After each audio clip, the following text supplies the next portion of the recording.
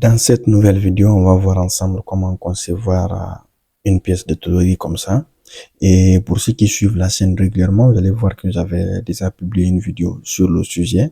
Mais cette fois-ci, on va voir une autre manière aussi de concevoir la même pièce avec différentes manières. Et après, le design va changer encore un peu. Mais tout ça pour vous montrer un peu l'aperçu des outils sur l'atelier tôlerie. Donc, c'est parti. Pour commencer, je vais cliquer là et venir créer une nouvelle pièce. Et la pièce là sera une pièce de tôlerie simplement. Et je vais venir faire ici OK. À partir de ce moment, ce que je vais faire, je vais cliquer sur le plan là et venir créer une nouvelle esquisse. Donc, je viens cliquer simplement dessus et par défaut, je suis projeté sur le plan de dessus. Et ce que je vais faire, je vais venir prendre rectangle et rectangle par le point de centre. Je viens me placer là. Je viens simplement tracer un nouveau rectangle comme ça. Et une fois que j'ai fait ça, j'ai tracé un deuxième rectangle, mais celui-là, c'est un rectangle simplement. Et je me positionne comme ça. Donc, je vais essayer de coter ça normalement. Donc, vous pouvez coter comme vous voulez, bien sûr. Et là, nous, on va donner une dimension de 50, par exemple. On fait entrer et puis on dit oui, il y en a qu'à nous mettre tout à l'échelle. Je vais cliquer là simplement pour me remettre ici. Et ce que je vais faire, je vais cliquer simplement sur la valeur là et donner une dimension de 160 et faire ici entrer. À partir de ce moment, ce que je vais faire, je vais cliquer entre ici et ici. Je vais mettre une distance de 60. Je fais entrer. Et je vais cliquer entre ici aussi et ici. Je vais mettre une distance de 60. Et je fais entrer. Et là, ce que je vais faire, je vais simplement modifier la valeur là au lieu de 50. Je vais mettre peut-être 60. Je fais entrer. Et la valeur là, je vais double-cliquer là-dessus et donner une valeur de 180 et je fais entrer. Donc, ce que je vais faire, je vais cliquer simplement sur la valeur là et donner une dimension peut-être de 60 aussi. Et puis, je fais entrer. Donc, à partir de là, je suis bien. Ce que je vais faire maintenant, c'est venir prendre l'outil ligne et cercle ici et tracer un nouveau cercle. Et ce cercle-là, je vais simplement le tracer comme ça et lui donner un diamètre. Et le diamètre, je vais donner 20 par exemple et je fais entrer.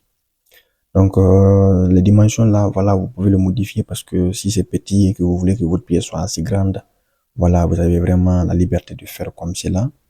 Et ce serait bien. Donc, je vais venir cliquer sur limiter et couper les parties là et faire ici OK. À partir de ce moment, je suis bien. Et à tout moment, si nos valeurs sont pas bonnes, bah, on pourra les changer après. Donc, ce que je vais faire, je vais venir cliquer sur terminer et venir faire ici ajuster. Et ce que je vais faire maintenant, je vais venir ici dans l'accueil et je vais prendre ici plat. Et quand je prends plat, ce que je vais faire cette fois-ci, il sélectionne tout mon contour et je donne une épaisseur de 2 et je vais faire ici OK. À partir de ce moment maintenant, je suis bien. Je vais cliquer maintenant sur la face là et venir cliquer là et prendre face et venir faire créer une nouvelle esquisse. Je vais tracer 3 lignes. Une première ligne qui commence ici. Donc, vous allez voir, je vais venir cliquer là et je vais prendre place de travail et je vais venir simplement m'aligner comme ça. Donc, je vais m'aligner là, peu importe si je suis horizontal ou pas, ou vertical. Et je vais faire pareillement encore ici et venir prendre ici et cliquer sur la moitié de ma souris. Ce que je vais faire, je vais cliquer sur la droite là et dire qu'elle est verticale. Je fais pareillement horizontal et celle-là aussi horizontale.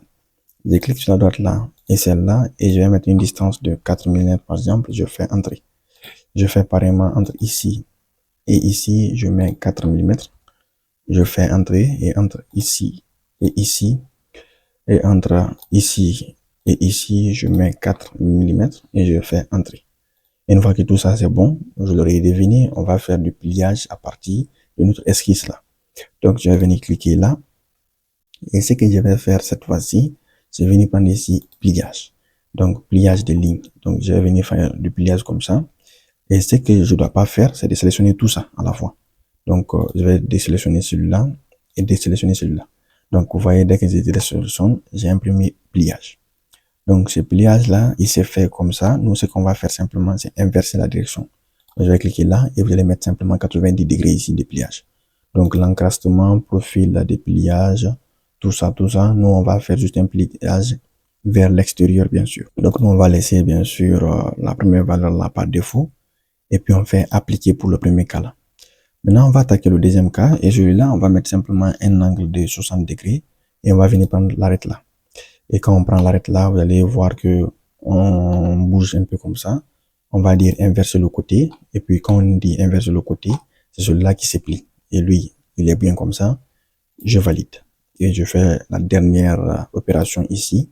Et celui-là aussi, je le plie à 60 degrés. Et puis je fais OK. Donc vous voyez, à travers votre esquisse, vous arrivez à plier comme ça. Et puis vous êtes bien. Donc ce que moi je vais faire, c'est revenir ici, briser les coins déjà dans un premier temps.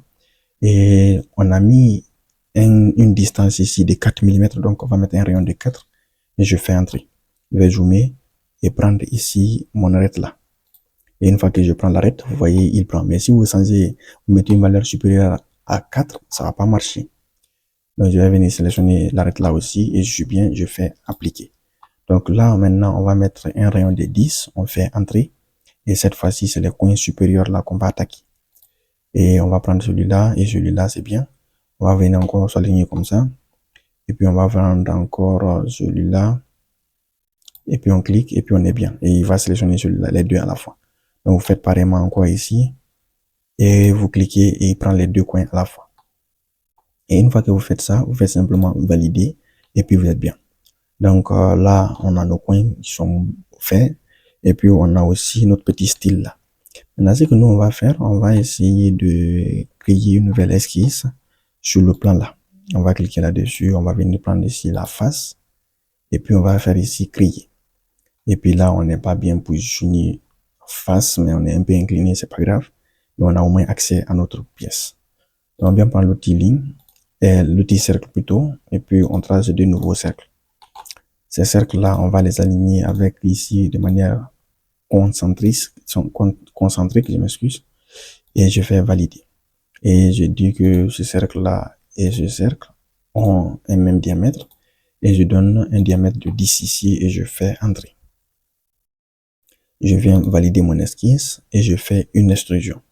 Et l'extrusion, vous voyez, je suis dans l'autre sens, donc je vais cliquer là pour inverser et valider mon opération. Je fais pareillement sur la face là, je viens cliquer là-dessus, je prends là et je crée une nouvelle esquisse sur cette face. Et là, je suis bien aligné, mais bon, ça change rien à peu près. Donc, de nouveau, deux cercles. J'ai cliqué là, je prends celui-là et celui-là. Je viens prendre ici coïncidence et je fais pareillement entre celui-là et celui-là. Je prends coïncidence.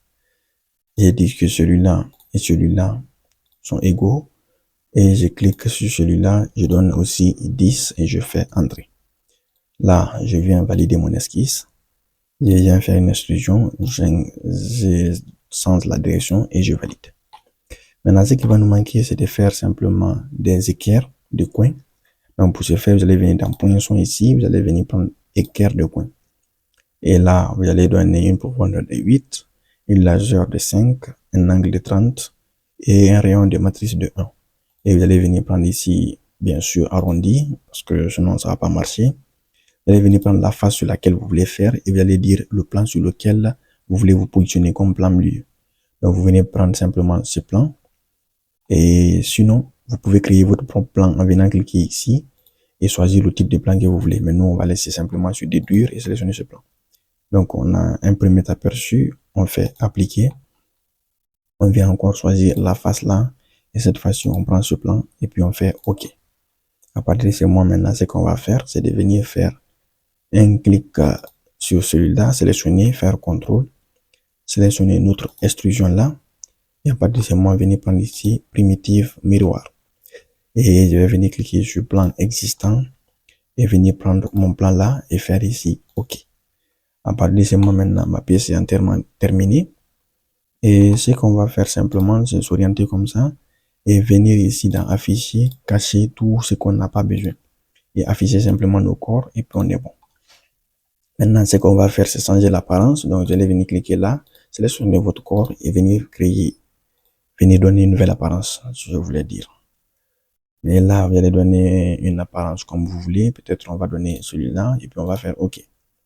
On va ici valider et notre pièce maintenant est entièrement terminée. Je vais venir changer le style et je vais le mettre en nombré. Donc voilà notre pièce aussi qui est entièrement terminée.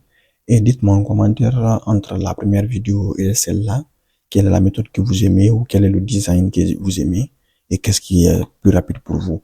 entre faire le pliage à travers une ligne et faire une esquisse, ou simplement prendre des arêtes qui existent déjà et faire le pliage. Donc sur ce, moi j'espère que la vidéo elle vous a plu, elle vous a aidé. Et si vous êtes arrivé jusqu'à ce niveau et que vous n'êtes pas abonné, n'hésitez vraiment pas à vous abonner, moi ça m'aide énormément. Et nous on va se dire à très bientôt pour de nouvelles vidéos. Et entre-temps, prenez soin de vous.